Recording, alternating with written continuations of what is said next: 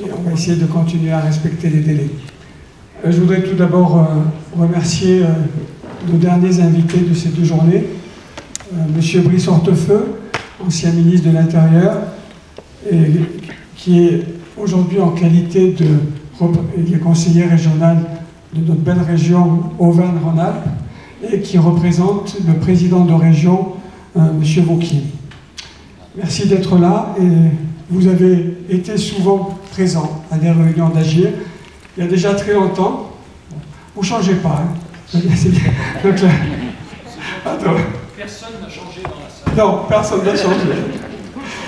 Alors, c'était vu à l'école de commerce, mais c'était il y a déjà plus de 15 ans dans les réunions d'Agir.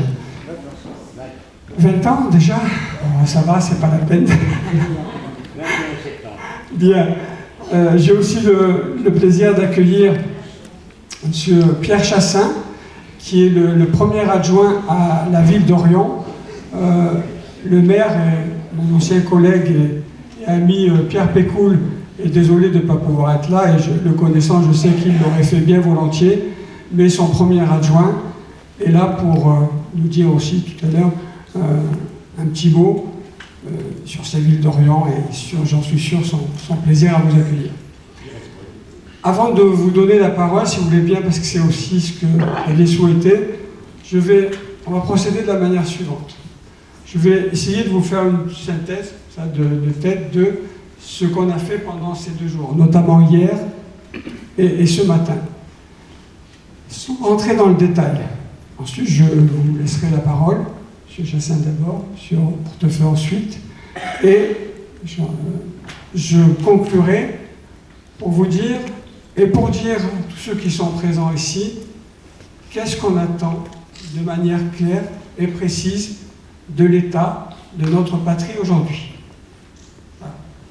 Donc,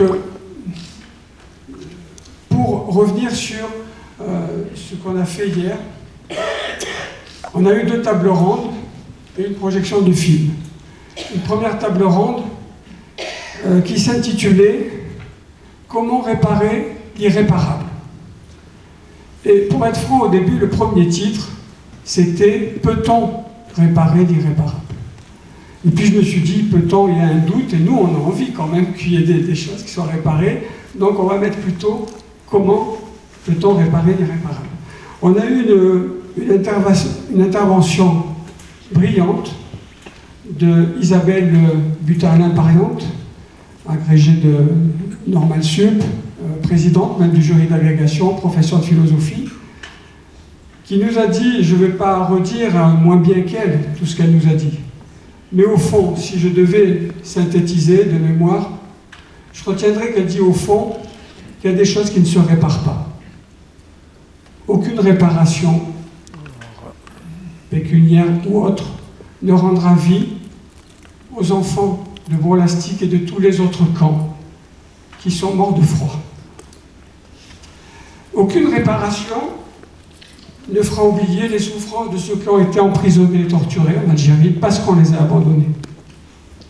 Aucune réparation ne rendra les années perdues des enfants qui ont grandi dans des structures honteuses de relégation, comme Abias à Saint-Maurice-l'Ardoise, et qu'on a fermé qu'en 1975.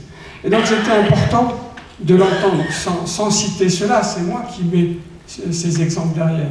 Mais pour elle, il y a effectivement des choses qui ne se réparent pas, et qu'au fond, ce qu'on peut demander à l'État, ce n'est pas de tout réparer, mais c'est tout simplement de faire un travail de vérité en reconnaissant clairement sa responsabilité dans cet abandon et dans ses conséquences.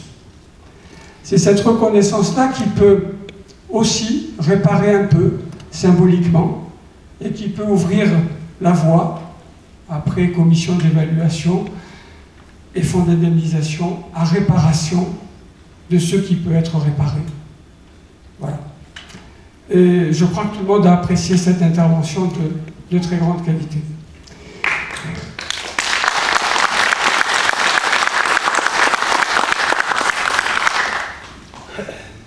Alors, je ne vais pas redire ce qu'elle dit, mais me revient en mémoire aussi le fait qu'elle dit une communauté, au fond, je crois qu'elle citait Auguste Comte, est fait de plus de morts que de vivants.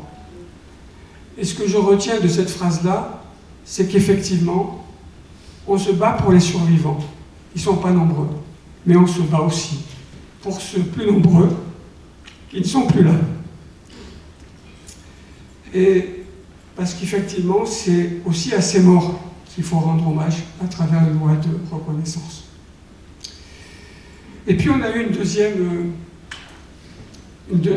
intervention de Denis Péchanski qui est directeur de recherche au CNRS, qui est historien, spécialiste des camps d'internement, spécialiste de la Seconde Guerre mondiale et notamment de la Shoah, et qui en ce moment même est auditionné, enfin cette semaine, dans le cadre de la commission sur les attentats du 13 novembre, il y a 5 ans, parce qu'il a fait un livre justement sur le traumatisme subi par ces personnes qui ont été touchées ou qui ont eu quelqu'un de leur famille qui était touché. Et ça nous parle, parce que le traumatisme, il y a la personne directe, mais il y a aussi son entourage qui souffre de la souffrance des siens. Et ça, il faudra aussi l'entendre et l'inclure.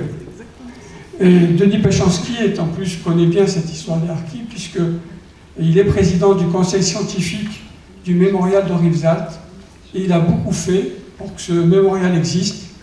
Et j'ai eu l'honneur d'être membre de son conseil scientifique, de son premier conseil scientifique. J'ai ensuite arrêté quand j'ai été élu maire, et c'est Fatima Besnassi qui a pris la suite. Et Denis m'a demandé de revenir à nouveau. Voilà. Donc c'était une intervention, j'ai trouvé aussi intéressante de Denis Péchanski. Et on a eu une intervention du bâtonnier Jean-Paul Chaput, qui est présent dans la salle, à la fois avec son regard de juriste et à la fois son regard et son émotion de rapatrié, qui a rappelé aussi que la loi était une solution pour avancer sur ce problème, et qui a rappelé que jusqu'à présent, les gouvernements, de gauche comme de droite, n'ont pas fait tout ce qu'ils pourraient faire. Voilà ce qu'on a dit hier. Et puis il y a eu une projection de film qui s'appelle Harkis, Histoire d'un abandon. Donc on est bien dans le sujet. Et l'intérêt de ce documentaire, c'est qu'il a été fait par une réalisatrice roumaine qui ne connaît pas du tout le sujet. Et donc je trouvais intéressant ce regard extérieur. Et on avait ouvert au public, et il y avait une vingtaine, trentaine de personnes, quelques-uns sont là, mais ils étaient venus que pour le film, parce que je voulais qu'il y ait aussi des gens qui ne font pas partie de cette communauté de destin, et qu'on appelle des fois affectueusement les Gaulois, et qui sont venus parce que je voulais qu'ils comprennent la complexité de cette histoire, et parce que je suis convaincu que si on reste enfermé entre nous, on n'y arrivera pas. Ce problème de reconnaissance de responsabilité, ce n'est pas le problème des harkis, c'est le problème de la nation française, de toute la nation française.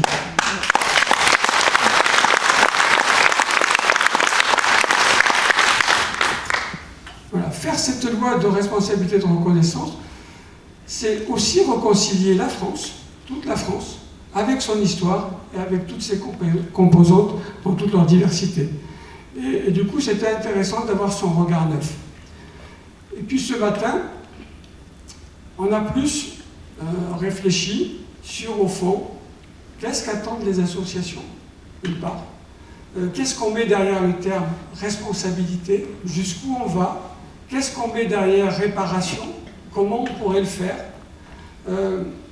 Et on a vu qu'il y a eu des débats très riches, notamment sur le fait que la réparation, on peut y mettre des priorités, mais elle doit être le plus large possible, concerner tous les préjudices.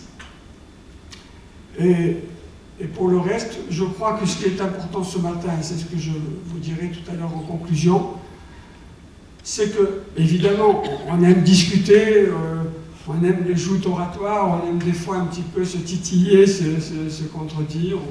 Voilà. Mais dans le fond, et vous le verrez tout à l'heure, on est tous d'accord sur un ensemble de choses simples et précises que je vous dirai tout à l'heure en conclusion et que je souhaite que tous les élus entendent. Merci d'être là.